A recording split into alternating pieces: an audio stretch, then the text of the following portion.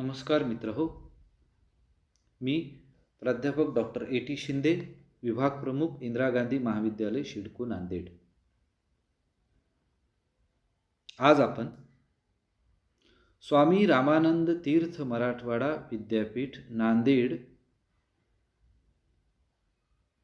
च्या पदवी स्तरावरील समाजशास्त्र विषयाच्या BA तृतीय वर्षाच्या 5व्या सत्रातील अभ्यासक्रमावर चर्चा करणार आहोत. प्रामुख्याने BA तृतीय वर्षाच्या 5व्या सत्रात समाजशास्त्र विषय शिकत असताना आपणास 2 पेपर शिकावे लागतील. DSE आणि DGE. DSE discipline specific elective आणि DGE discipline generic elective. Discipline specific elective हा जो पेपर आहे त्या पेपरचा क्रमांक 9 आहे, हे आपण ध्यानात ठेवा. आणि DGE डिसिप्लिन जेनेरिक इलेक्टिव्ह या पेपरचा क्रमांक 10 आहे. BA प्रथम वर्ष आणि द्वितीय वर्षाचे मिळून एकूण समाजशास्त्राचे आपण 8 पेपर शिकलेले आहेत आणि म्हणून या 5व्या सत्रात आपल्याला 9वा आणि 10वा असे 2 पेपर शिकावायचे आहेत. सोशियोलॉजी एक कोर्स आहे आणि हे पेपर्स कोर कोर्सेस आहेत. त्यातला 9वा जो कोर कोर्सेस आहे त्याच्यावर एक स्वतंत्र व्हिडिओ आपण तयार केलेला आहे. त्याची लिंकही यूट्यूबवर माझ्या चॅनलवर प्रोव्हाइड करण्यात आलेली आहे. पेपर क्रमांक 9चं नाव आहे पाश्चिमात्य समाजशास्त्रीय विचारवंत. या पेपरला एक मध्ये पेपर दिलेला आहे जो आहे आधुनिक समाजशास्त्रीय विचारवंत असा. या 2 पेपरपैकी 9वा पेपर म्हणून विद्यार्थी स्वामी रामानंद तीर्थ मराठवाडा विद्यापीठ नांदेडच्या परिक्षेत्रामधील कोणताही पेपर विद्यार्थी निवडू शकतात. आपण आपल्या संबंधित महाविद्यालयाच्या शिक्षकांशी त्या अन्वयाने चर्चा करून त्या पेपर संबंधी निवड करावी. हे झालं 9व्या पेपरच्या बाबतीत. BA तृतीय वर्षाच्या 5व्या सत्रामध्ये आपल्याला जो 10वा पेपर शिकायचा आहे तो आहे सामाजिक संशोधन पद्धती, methods of social research, DGE discipline generic elective असं या पेपरला म्हटलेलं आहे. सामाजिक संशोधन पद्धती या पेपरमध्ये आपणास एकूण 4 प्रकरणांचं अध्ययन करावयाचं आहे. याचा कोर्स स्ट्रक्चर 4 टॉपिकमध्ये विभाजित करण्यात आलेला आहे. ही प्रकरणं पाहण्यापूर्वी या पेपरचे ऑब्जेक्टिव्ह आणि त्याची युटिलिटी विद्यार्थ्यांच्यासाठी नेमकी कोणती आहे हे आपण ध्यानात घेतलं पाहिजे. मित्र हो, सामाजिक संशोधन पद्धती या पदवी स्तरावरच्या 3ऱ्या वर्षाच्या विद्यार्थ्यांनी या पेपरचं अध्ययन केल्यानंतर विद्यार्थ्यांच्या ठिकाणी संशोधन कोणत्या पद्धतीने करावे याविषयीची माहिती त्यांना ज्ञान प्राप्त होणार आहे. फंडामेंटल नॉलेज विद्यार्थ्यांना या पेपरच्या अध्ययनातून मिळणार आहे. संशोधन कोणत्या पद्धतीने केलं जावं आणि संशोधन करत असताना कोणते टूल्स आणि टेक्निक्स वापरले जावेत याविषयीचं सुद्धा विद्यार्थ्यांना ज्ञान अवगत होणार आहे. एवढंच होईल का तर नाही. या पेपरच्या अध्ययनामुळे विद्यार्थ्याच्या ठिकाणी वैज्ञानिक दृष्टिकोन निर्माण होईल. तो बुद्धिप्रामाण्यवादी विचाराने सामाजिक घटनांकडे पाहिल आणि वैज्ञानिक पद्धतीने घटनांकडे पाहिल्यानंतर त्याची वैचारिक पद्धतीची वैज्ञानिक पद्धतीची विचारधारा त्याच्या ठिकाणी निर्माण होईल या पेपरचं अध्ययन केल्यानंतर. सामाजिक संशोधन पद्धतीच्या एकूण 4 प्रकरणांवर चर्चा करत असताना जे पहिलं प्रकरण या कोर्समध्ये दिलेलं आहे ते आहे, त्याचं टायटल आहे सामाजिक संशोधन, सोशल रिसर्च असं आपण त्याला म्हणूया. या 10व्या पेपरच्या पहिल्या प्रकरणामध्ये एकूण 4 उपघटकांचं अध्ययन आपल्याला करावयाचं आहे. Meaning of social research, characteristics of social research, stages of social research, importance of social research हे 4 उपघटक आहेत. मी या प्रेझेंटेशनमध्ये मुद्दाम मराठी आणि इंग्रजी अशा दोन्हीही लिपींचा उल्लेख आपल्याला केलेला पाहावयास मिळतो. कारण मराठीमध्ये काही पर्यायी शब्द जे आहेत इंग्रजीतल्या शब्दांना, ते एकापेक्षा अनेक असू शकतात आणि म्हणून विद्यार्थ्यांची गैरसोय होऊ नये हा त्या पाठीमागचा हेतू आहे. इंग्रजी मूळ शब्द विद्यार्थ्यांनी लक्षात घ्यावा, कारण टेक्स्टबुकमध्ये वेगवेगळ्या प्रकारचे मराठीतले पर्यायी शब्द आपल्याला वाचत असताना सापडतात. एखाद्या पुस्तकात एखादा वेगळा शब्द असतो, एखाद्या पुस्तकात दुसरा शब्द असतो आणि म्हणून मूळ इंग्रजी शब्द पाहता यावेत विद्यार्थ्यांना आणि ते अवगत व्हावेत म्हणून याच्यामध्ये आपण इंग्रजी आणि मराठी अशा दोन्ही लिपींचा वापर केलेला आहे, हे आपण लक्षात घ्या.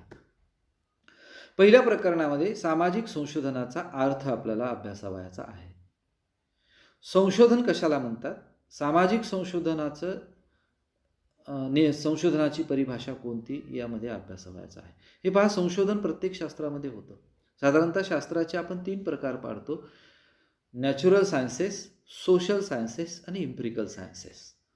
नैसर्गिक शास्त्र, सामाजिक शास्त्र आणि आकारिक शास्त्र असे मुख्य 3 भाग आहेत. नैसर्गिक शास्त्रात अनेक शास्त्रांचा समावेश होतो, सामाजिक शास्त्रांमध्ये विविध शास्त्र आहेत आणि आकारिक शास्त्र म्हणून प्रामुख्याने गणित आणि तर्कशास्त्राचा विचार केला जातो. ज्या शास्त्राच्या अभ्यास घटकावर निसर्गातल्या आणि सामाजिक घटनांचा परिणाम होत नाही सिद्धांत मांडत असताना अशा शास्त्रांना आपण आकारिक शास्त्र म्हणतो. गणिताच्या सिद्धांतांवर कुठल्याही प्रकारच्या सामाजिक नैसर्गिक घटकांचा परिणाम होत नाही असं म्हटलं जातं. असो, सामाजिक शास्त्रांच्या अध्ययनासाठी जी पद्धती वापरली जाते त्याला सामाजिक संशोधन पद्धती असं म्हटलं जातं. नैसर्गिक शास्त्रांचा अध्ययन घटक निसर्ग आहे, सामाजिक शास्त्राची प्रयोगशाळा समाज आणि व्यक्ती आहे आणि मग समाजाचं अध्ययन करत असताना नैसर्गिक शास्त्रातल्या पद्धतींचा वापर करता येत नाही हे आपण ध्यानात घ्या. त्यासाठी सामाजिक संशोधनाच्या पद्धतीच वापराव्या लागतात. अशा सामाजिक संशोधनाचा अर्थ आपल्याला या पहिल्या उपघटकामध्ये अभ्यासावयाचा आहे. सामाजिक संशोधनाची वैशिष्ट्ये किंवा लक्षणे देखील आपल्याला या पहिल्या प्रकरणामध्ये दुसऱ्या उपघटकात अभ्यासावयाच्या आहेत. संशोधन करत असताना वैज्ञानिक पद्धतीच्या पायऱ्यांच्या आधारावरच व्यक्तीला म्हणजेच संशोधकाला संशोधन करावं लागतं. त्याच्या निश्चित पायऱ्या आहेत. सामाजिक संशोधनाच्या पायऱ्या आपण जर पाहिल्या तर समस्या सूत्रण या पायरीपासून ते निष्कर्ष आणि सामान्यीकरण इथपर्यंत आपल्याला संशोधनाच्या विविध पायऱ्या पाहावयास मिळतात. त्या विस्ताराने आपण तो उपघटक शिकत असताना पाहणारच आहोत. इथे फक्त आपण पहिल्या प्रकरणात सामाजिक संशोधनाच्या पायऱ्या अभ्यासणार आहोत, हे एवढं लक्षात ठेवलं पाहिजे. आणि सामाजिक संशोधनाचं नेमकं महत्त्व काय आहे हे देखील आपण अध्ययन या प्रकरणामध्ये करणार आहोत. एकूण 4 या उपघटकांचं अध्ययन आपल्याला करावयाचं आहे, जे स्क्रीनवर आपल्याला दिसतं आहेत. सामाजिक संशोधनाचा अर्थ, सामाजिक संशोधनाची वैशिष्ट्ये, सामाजिक संशोधनाच्या पायऱ्या आणि सामाजिक संशोधनाचं महत्त्व या 4 उपघटकांचं सामाजिक संशोधन या पहिल्या प्रकरणामध्ये आपण अध्ययन करणार आहोत. या 10व्या पेपरमध्ये सामाजिक संशोधन पद्धती या पेपरमध्ये दुसरं जे प्रकरण आहे ते आहे ऑब्जेक्टिव्हिटी, वस्तुनिष्ठता. वस्तुनिष्ठता या दुसऱ्या प्रकरणात देखील पहिल्या प्रकरणाप्रमाणे 4 उपघटकांचा अभ्यास आपल्याला करावयाचा आहे. त्यातला पहिला उपघटक आहे मीनिंग ऑफ ऑब्जेक्टिव्हिटी.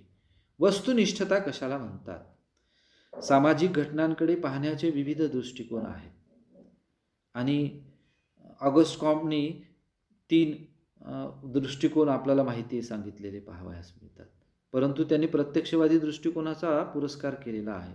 प्रत्येक समाजशास्त्रीय विचारवंतांनी सामाजिक घटनांच्या अध्ययनाचं एक स्वतंत्र पद्धतीशास्त्र मांडलेलं आहे, परंतु या पद्धतीशास्त्राला अधिकाधिक वस्तुनिष्ठता आणि वैज्ञानिकता त्यांनी प्राप्त करून दिलेली आहे. सामाजिक घटनांच्या अध्ययनाच्या वेळेस वस्तुनिष्ठतेला विशेष महत्त्व असतं आणि म्हणून वस्तुनिष्ठता म्हणजे काय हे आपण विचारवंतांनी सांगितलेल्या परिभाषांच्या आधारावर या उपघटकात पहिल्या आपण अभ्यासणार आहोत. वस्तुनिष्ठतेचं सामाजिक संशोधनातील नेमकं महत्त्व काय आहे हेही आपण पाहणार आहोत, कारण सामाजिक संशोधनाला अधिक वैज्ञानिक करावयाचं असेल, वास्तविक करावयाचं असेल, यथार्थ बनवायचं असेल तर सामाजिक संशोधनातील वस्तुनिष्ठता ही अधिक असणं आवश्यक आहे.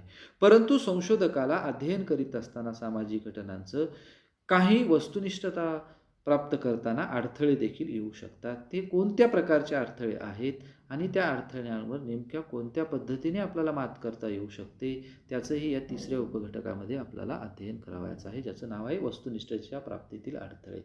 Difficulties in achieving of objectivity. दुसऱ्या प्रकरणातला चौथा जो घटक आहे, सामाजिक संशोधनातील वस्तुनिष्ठता प्राप्तीसाठीची साधने. याला उद्दिष्ट देखील म्हणता येईल आपल्याला. ही सामाजिक संशोधन करीत असताना वस्तुनिष्ठता प्राप्त करणे हे संशोधकासमोरचं फार मोठं आव्हान असतं आणि ती वस्तुनिष्ठता प्राप्त करताना संशोधकाला काही साधनांचा आधार घ्यावा लागतो, काही उद्दिष्टे निश्चित करावी लागतात आणि त्या उद्दिष्टांचा आणि साधनांचा, तंत्रांचा वापर करूनच तो अधिकाधिक वस्तुनिष्ठ तथ्य संकलित करू शकतो आणि आपल्या संशोधनात निष्कर्ष मांडत असताना वस्तुनिष्ठतेकडे पोहोचू शकतो, हे आपण लक्षात घ्या. आणि म्हणून या दुसऱ्या प्रकरणात एकूण वस्तुनिष्ठतेचा अर्थ, वस्तुनिष्ठतेचे महत्त्व, वस्तुनिष्ठतेच्या प्राप्तीतील अडथळे आणि सामाजिक संशोधनातील वस्तुनिष्ठता प्राप्तीसाठीची उद्दिष्टे किंवा साधने या अन्वयाने आपल्याला 4 उपघटकांचं अध्ययन करावयाचं आहे. या 10व्या पेपरमध्ये तिसरं जे प्रकरण आहे ते आहे हायपोथेसिस, ज्याला मराठीत प्रतिशब्द म्हणून आपण गृहीतकृत्य असं वापरतो. हायपोथेसिसला काही संदर्भ ग्रंथांमध्ये अनेक पर्यायी शब्द आहेत. जसं गृहीतकृत्य हा एक तर आहेच, परंतु सिद्धांत उपकल्पना, अभ्युपगम, संभाव्य उत्तर, येणारा निष्कर्ष असे अनेक पर्यायी शब्द वापरले जातात. गृहीतकृत्य म्हणजे संभाव्य उत्तर होय असं देखील म्हटलं जातं. संशोधकाने संशोधनाचा निष्कर्ष काढण्यापूर्वी त्यासंबंधी गृहीत धरलेला निष्कर्ष याला आपण गृहीतकृत्य असं साधारणपणे म्हणू शकतो. मग गृहीतकृत्य म्हणजे काय, त्याची परिभाषा आपल्याला पहिल्या उपघटकामध्ये अभ्यासावयाची आहे.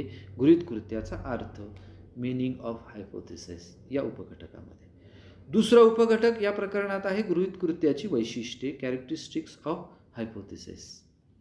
तिसरा उपघटक आहे गृहीतकृत्याचे उगमस्त्रोत म्हणजे सोर्सेस ऑफ हायपोथेसिस.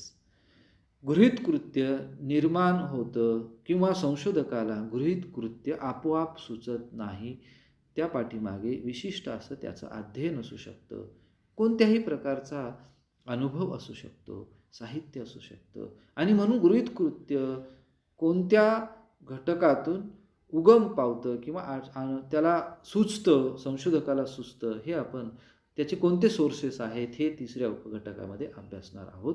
आणि सामाजिक संशोधनाच्या दृष्टीने किंवा सामाजिक संशोधनाला निश्चित दिशा देऊन निष्कर्षापर्यंत नेण्याच्यासाठी गृहीतकृत्याचं सामाजिक संशोधनातील कोणतं महत्त्व आहे हा चौथा उपघटक या तिसऱ्या प्रकरणामध्ये अभ्यासणार आहोत.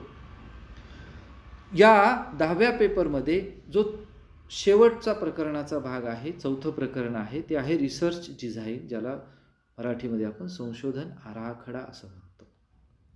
संशोधन करण्यापूर्वी संशोधकाला संशोधनाच्या संदर्भातलं निश्चित असं नियोजन करावं लागतं.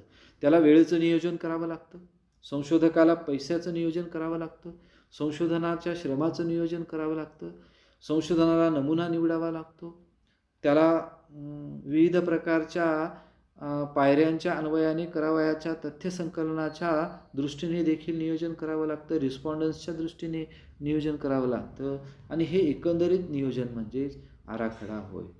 संशोधनाच्या संदर्भामध्ये संशोधनाच्या सुरुवातीपासून ते शेवटपर्यंतच्या नियोजनाला आपण रिसर्च डिझाईन किंवा संशोधन आराखडा असं म्हणू शकतो. या चौथ्या प्रकरणात आपल्याला साधारणतः 4 उपघटकांचं अध्ययन करावयाचं आहे. ते 4 उपघटक म्हणजे meaning of research design, characteristics of research design, necessity of research design आणि टाईप्स ऑफ रिसर्च डिझाईन हे 4 उपघटक आहेत. त्याला मराठीत आपण संशोधन आराखड्याचा अर्थ, संशोधन आराखड्याची वैशिष्ट्ये, संशोधन आराखड्याची आवश्यकता आणि संशोधन आराखड्याचे प्रकार अशा 4 उपविभागांमध्ये हे चौथं प्रकरण आपल्याला अभ्यासावयाचं आहे. संशोधन आराखड्याचा अर्थ पाहण्यासाठी आपण विचारवंतांच्या परिभाषा पाहू आणि या परिभाषा पाहिल्यानंतर त्यामध्ये त्यांनी सूचित केलेल्या गर्भित अर्थांचा विचार करून आपण संशोधन आराखड्याची लक्षणं या पुढच्या उपघटकांमध्ये काही मुद्द्यांची मांडणी करणार आहोत. संशोधन आराखड्याची संशोधनाच्या दृष्टीने आणि संशोधकाच्या दृष्टीने कोणती आवश्यकता आहे, संशोधन आराखडा तयार केल्यानंतर कोणते फायदे होऊ शकतात, याचं तिसऱ्या उपघटकामध्ये आपण विश्लेषण आणि अध्ययन करणार आहोत. संशोधन आराखड्याचे जे प्रकार आहेत, हे संशोधन आराखड्याच्या प्रकारांमध्ये त्याला संशोधनाचे प्रकार देखील म्हटलं जातं. साधारणतः हे प्रकार आपण या चौथ्या उपघटकामध्ये अभ्यासणार आहोत. मित्रहो, हा अभ्यासक्रम पूर्ण करत असताना आपण विद्यापीठाच्या अभ्यासक्रमाच्या शेवटी जी संदर्भ ग्रंथसूची दिलेली आहे ती अभ्यासावी किंवा त्यातले काही मौलिक ग्रंथ इंग्रजी, हिंदी आणि मराठीतले आपण आपल्या सोयीनुसार आवडीनुसार वाचू शकता. ती यादी देखील मी इथे आपल्याला दिलेली आहे. त्यातील काही ग्रंथ इंदिरा गांधी महाविद्यालयाच्या ग्रंथालयामध्ये उपलब्ध आहेत इंग्रजी, हिंदी आणि मराठीच्या अन्वयाने, आणि इंदिरा गांधी महाविद्यालयाच्या ग्रंथालयास आपण व्हिजिट पण देऊ शकता. ती ग्रंथ आपल्याला वाचायला मिळू शकतात. आणि शेवटी आपल्या सगळ्यांचे आभार मानतो.